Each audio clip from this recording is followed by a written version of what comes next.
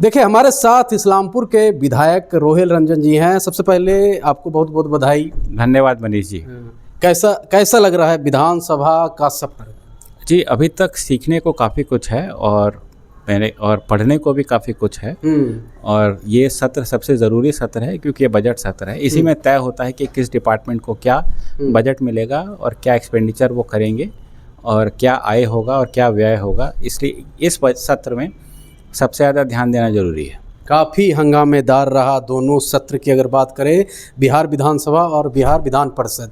यहाँ तक के एलिगेशन लग रहे हैं बिहार के मुख्यमंत्री नीतीश कुमार के ऊपर कि बिहार की प्रथम महिला मुख्यमंत्री राबड़ी देवी के खिलाफ इस तरीक़ा से अनापत्ति शब्द का प्रयोग उन्होंने किया जो उनके मुख से शोभनीय नहीं है। यहाँ तक तो विपक्ष के लोग आरोप लगा रहे हैं खास करके कि नीतीश कुमार महिलाओं को सम्मान देने की बात आती है तो कभी उन्होंने सम्मान दिया ही नहीं। चाहे बिहार के प्रथम महिला मुख्यमंत्री की बात करें, उनको लड़की जैसे शब्द का प्रयोग कर देते हैं। फिर एक डॉक्टर आती है जिसका हिजाब चीर देते हैं। उसके बाद नीट छात्रा मामले को लेकर के अभी तक के चुप्पी साधे हुए हैं, उसको इंसाफ नहीं मिला है।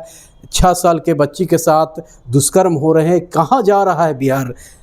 देखिए, सबसे पहले तो मैं आपके चैनल के माध्यम से ये बताना चाहूँगा कि ये सारा हंगामे की जड़ क्या है। तो जब नेता प्रतिपक्ष माननीय तेजस्वी यादव जी जब अपना भाषण दे रहे थे तो उसमें उन्होंने बोला कि महिलाएं बिकती हैं। उसके ऊपर जब हम लोगों ने ऑब्जेक्शन रेज़ किया, सदन में बहुत हंगामा मचा। फिर अगले दिन भी यही हुआ।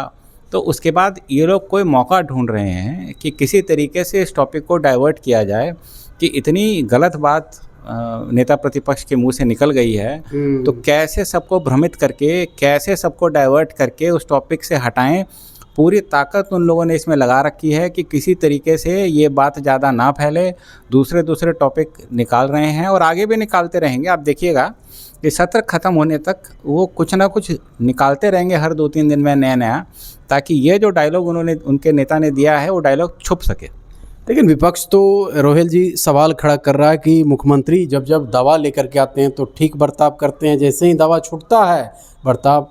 देखिए, मैं आपको फिर एक बार याद दिलाना चाहूँगा कि चुनाव के वक्त जब थोड़ा बारिश हो रहा था उस समय हमारे माननीय मुख्यमंत्री जी डेली गाड़ी से 7 से 11 विधानसभा कवर कर रहे थे और 7 से 11 जगह भाषण देते थे।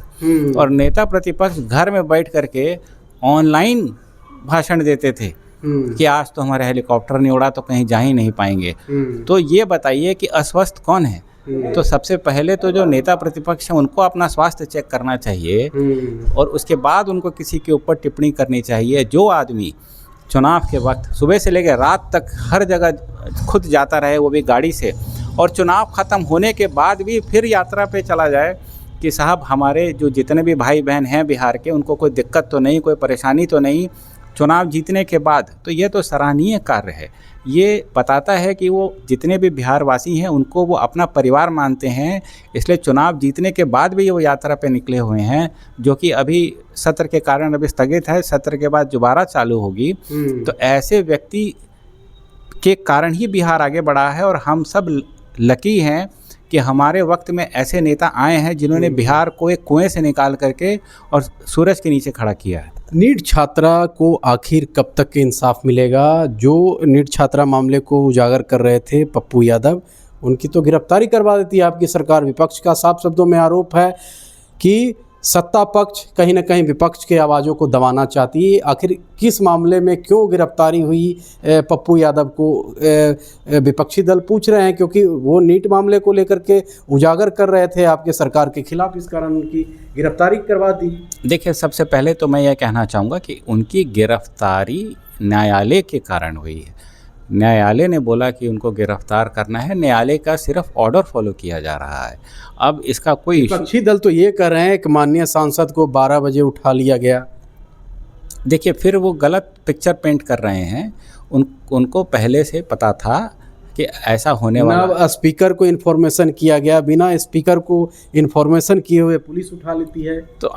तो ये चीज़ लेकर के अगर उनको लगता है कि उनके साथ गलत हुआ है तो उनको अगर कोर्ट में जाएंगे तो कोर्ट इंसाफ उनको पक्का देगी, लेकिन ऐसा कुछ गलत हुआ नहीं है तो इसलिए वो ऐसा कोर्ट जा नहीं रहे हैं। जबकि वो 2 दिन अस्पताल में रहे, इतने में तो वो कोर्ट में ये सब फाइल कर सकते थे। तो ऐसा वो किए नहीं, लेकिन हंगामा वो तो मचा। कह रहे हैं साफ शब्दों में, विपक्ष का ये कहना है कि 2 अफसर सिविल ड्रेस में आए हैं, उनका इनकाउंटर करने के लिए आए हैं। कुछ न्यूज़ चैनल वाले तो लोग ये भी बता रहे हैं कि इनकाउंटर स्पेशलिस्ट को भेजा गया था पप्पू यादव को सल्टाने को लेकर के। ऐसा तो कोई चांस ही नहीं है कि ऐसा कभी सरकार में किसी ने सपने में भी सोचा हो जो लोग बोल रहे हैं। ये उनकी सोच है, क्योंकि वो ऐसा सोचते इसलिए वो सोच रहे हैं कि दूसरा भी वैसा सोचेगा। जो आपके दिमाग में बात आती है वही आप सोचते हैं कि दूसरा भी सोच रहा है। ऐसी उनकी सोच है, इसीलिए वो ऐसी बात बोल रहे हैं। उनको पहले अपनी सोच सुधारनी चाहिए। हमारे सीएम माननीय नीतीश कुमार जी के शासन में आज तक ना ऐसा हुआ है और आगे भी कभी नहीं होगा। एक और सवाल रहेगा, चूँकि आप इस्लामपुर विधानसभा से आते हैं और काफ़ी काम कर रहे हैं, विधानसभा में आवाज़ भी उठाया है इस्लामपुर को लेकर के कि किस प्रकार से विकसित विधानसभा बने। ऐसे में एक तेज़ी से वीडियो वायरल हो रहा है रोहेल जी, एक प्रोफेसर का स्नातक विश्वविद्यालय का एक तेज़ी से वीडियो वायरल हो रहा है, जिसमें कि एक जो छात्र है अपने प्रोफेसर से कुछ सवाल कर रहा है फॉर्म को लेकर के। उसके बाद जिस प्रकार से वो प्रोफेसर दिख रहे हैं रौब में गाली गलौज करते हुए, उसको लेकर के आप विधायक एक हैं, ऐसे प्रोफेसरों के ऊपर क्या कार्रवाई नहीं होनी चाहिए? देखिए, इस चीज़ की वीडियो गाली देते हुए की वीडियो नहीं है, गाली देने के बाद की उन्होंने कुछ वीडियो बना करके अपलोड करी हैं और मैंने उस लड़के से बात भी करी है फ़ोन पे। क्या सच्चाई है? देखिए, इसकी सच्चाई तो बिना सत्यापन किए हो नहीं सकता, क्योंकि उस चीज़ की वीडियो नहीं है। वो लड़का कह रहा है कि गाली दी गई है। उसमें प्रोफेसर तो ये भी कह रहे हैं फिर तुम आ गया है क्या?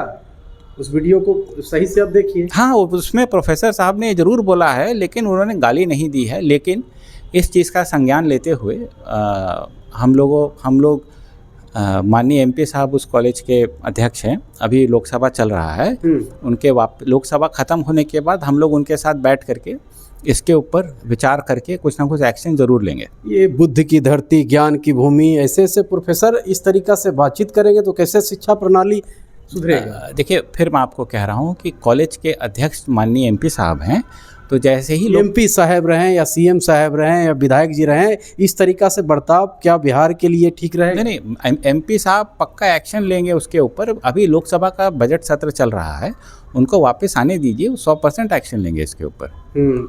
और कौन कौन से मुद्दे इस बार बिहार विधानसभा में उठाने का काम किए हैं आप इस्लामपुर को लेकर के? जी, तकरीबन 28 प्रश्न हम लोगों ने पूछे हैं अभी तक जी, और अगर और लगेगा तो और भी हम लोग प्रश्न पूछेंगे। जो भी मुद्दा है सबकी हम लोगों ने पहले से लिस्ट बनाई और उसके हिसाब से हम लोगों ने प्रश्न पूछे हैं। जितने मुद्दे थे सारे कवर किए हैं। कौन कौन से मुद्दे हावी अभी दिख रहे हैं इस्लामपुर विधानसभा में, जो कि लगता है रोहेल रंजन को कि उस पर पहला काम करने की आवश्यकता? जी, सबसे पहले मैं आपको पहले भी हमेशा बताया हूँ कि हम लोगों के लिए रोज़गार सबसे ज़रूरी मुद्दा है। तो हम लोगों की ये कोशिश है कि ज़्यादा से ज़्यादा रोज़गार कैसे इस्लामपुर विधानसभा में लाएं। सारी मेहनत और सारी ताकत उसी में लगी हुई है और आप विश्वास रखिए कि हम लोग इसमें ज़रूर सफल रहेंगे। एक अंतिम सवाल दे दीजिए, चूँकि नालंदा से आप आते हैं इस्लामपुर विधानसभा से और अच्छा मार्जिन से चुनाव जीते हैं। कुछ लोगों का ये कहना है, खास करके हिल्सा एरिया की अगर हम बात करें, इस्लामपुर एरिया की बात करें, तो उनका ये कहना है कि नीतीश कुमार ने जितना नालंदा के पूर्वी क्षेत्रों का विकास किया, पश्चिमी क्षेत्रों के साथ नाइंसाफ़ी किया बिहार के मुख्यमंत्री ने। इसको कैसे देख रहे हैं? जी नहीं, ऐसा बिल्कुल भी नहीं है। यहाँ का भी विकास हुआ है, यहाँ पे भी रोडें अच्छी हैं, यहाँ पे भी 24 घंटे सिर्फ रोड वहाँ उधर की अगर पूर्वी क्षेत्र की बात करें तो तमाम चीज़ तो पूर्वी क्षेत्र में चला गया है। देखिए, राजगीर एक पहले से टूरिस्ट डेस्टिनेशन था, उसको डेवलप करना ज़रूरी है और टूरिज़्म अगर नालंदा में बढ़ेगा तो नालंदा के लोगों को ही नौकरी मिलेगी। इसलिए वो एक आप अलग मान सकते हैं कि राजगीर को एक टूरिस्ट डेस्टिनेशन के तौर पे उन्होंने डेवलप किया है। नहीं तो उसके अलावा आप देखें तो पूरे ज़िला का डेवलपमेंट हुआ है, रोड बनी है, हर जगह 24 घंटे बिजली आती है, हर जगह जल नल है, सुख शांति है, सुरक्षा है।